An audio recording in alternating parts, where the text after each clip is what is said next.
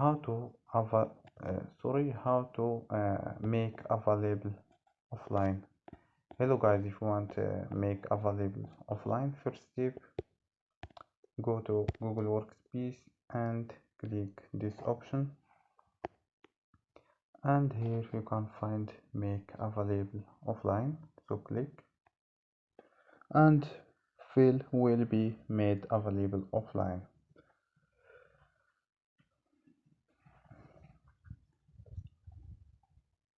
So don't forget like and subscribe. Bye.